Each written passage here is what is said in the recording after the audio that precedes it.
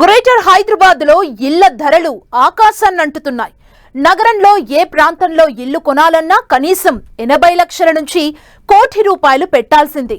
అదే IT hub పరిసరాలు, సిటీలోని ప్రధానమైన ప్రాంతాల్లో ఇల్లు కావాలంటే మాత్రం కనీసం 1,50,00,000 రూపాయలు వెచ్చించాల్సిందే. ఇక గేటెడ్ కమ్యూనిటీ, ప్రీమియం ప్రాజెక్టుల్లో ప్రాపర్టీలంటే కోట్లలో వెచ్చించాల్సిందే. అందుకే చాలా మంది మధ్యతరగతి వాళ్లకు హైదరాబాద్ లో సొంతింటి కల కలగానే మిగిలిపోతోంది. ఇటువంటి సమయంలో చాలా మంది పాత ఇళ్ల కొనుగోలుపై దృష్టి సారించారు. అందులోనూ పాత అపార్ట్మెంట్స్ లో ఫ్లాట్స్ కొనుగోలు చేసేందుకు ఆసక్తి చూపిస్తున్నారు.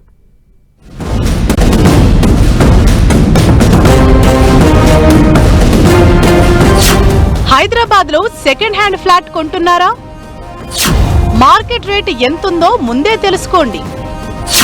బ్రోకర్లపై పూర్తిగా ఆధారపడొద్దు.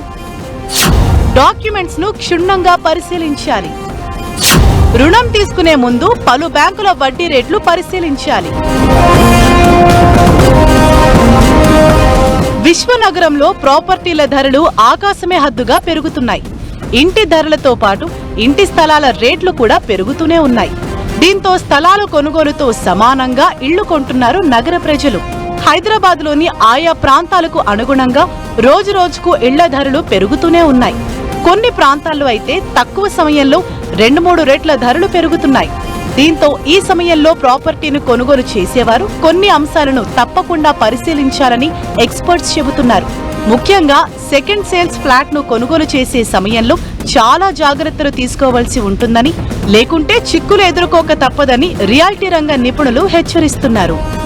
అది మీరు తీసుకుంటున్నప్పుడు ఫస్ట్ మీరు బ్యాంక్స్ తోటి మీరు ఫస్ట్ క్లారిఫికేషన్ తీసుకోవాలి. అంటే దాన్ని తీసుకుంటున్నప్పుడు వాడు వాల్యుయేషన్ ఏమి ఇస్తాడు అనేది ఒక ప్రైమరీ ఇంపాక్ట్. ఎందుకంటే మీరు ఓన్ డబ్బులు పెట్టుకొని ఉన్నప్పుడు వేరు, సెకండరీ మీరు మార్కెట్లోకి వెళ్తున్నప్పుడు ఆ బిల్డింగ్, దానికి ఉన్నటువంటి లెంత్ ఆఫ్ బిల్డింగ్ కానీ ఇది కానీ వాటన్నిటిని చూస్తారు వాళ్ళు డెఫినెట్గా వాల్యుయేషన్.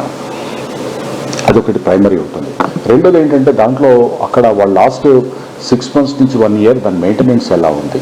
సో బేసిక్గా నేను దేంట్లో కన్నా వెళ్తున్నా, ఒక కారు కొన్నా, ఒక ఇల్లు కొన్నా కూడా మనం దానికి ఉన్నటువంటి క్వాలిటీ అనేదాన్ని మనము దాని పర్ఫార్మెన్స్ అనేది మనం చూసుకుంటాం కదా. అలాగే ఇక్కడ కూడా ఏంటంటే డెఫినెట్గా అక్కడ పోయి అక్కడ లాస్ట్లో ఉన్నటువంటి ఇష్యూస్, అక్కడ వాటర్ ఏమన్నా ప్రాబ్లం ఉందా, డ్రైనేజ్ ప్రాబ్లం ఉందా, అండ్ మోస్ట్ ఇంపార్టెంట్ థింగ్ మీరు చూసుకోవాల్సింది ఏంటంటే నేబర్హుడ్ ఎలాంటిది.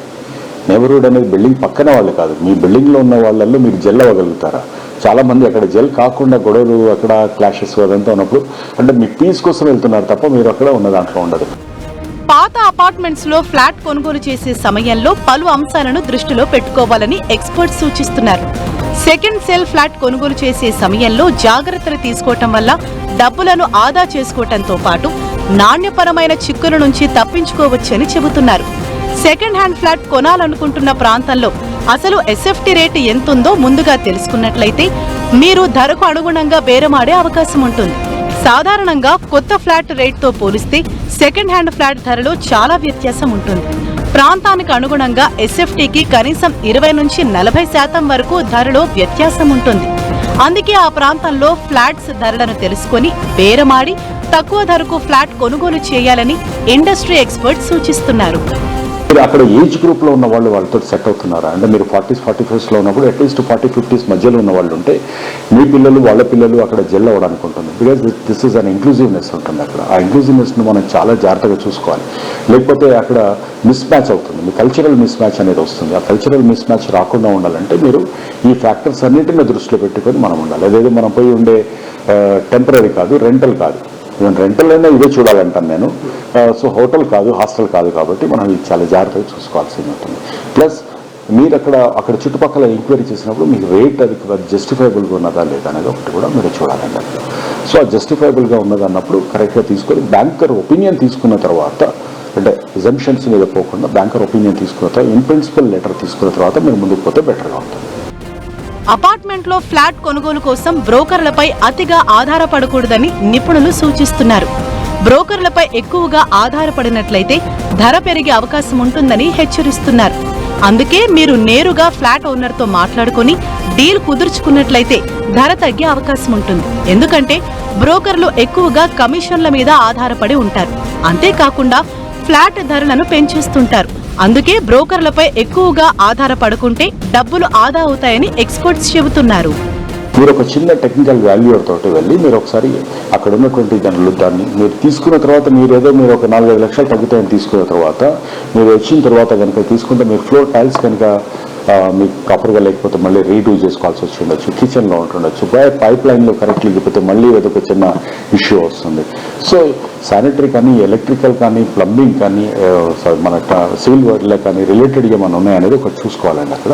తర్వాత మెయింటెనెన్స్ ఎలా ఉంది, అసోసియేషన్ ఎలా ఉంది, అండ్ అక్కడ మీకు వస్తున్నటువంటి వాటర్ కానీ డ్రైన్ ఇష్యూస్ ఏమైనా ఉన్నాయి అంటే లైవ్లీహుడ్ కావాల్సినటువంటి ప్రైమరీ ఇష్యూస్ ఇవే కాబట్టి ఇది ఒకటి మీరు చూసుకోవాలి. రెండోది ఏంటంటే మీరు అక్కడ ఉంటున్న ఇల్లు మీకు పర్మనెంట్ కాబట్టి మీ కనెక్టివిటీ కానీ మీకు అనేది ఒకటి చూడటం.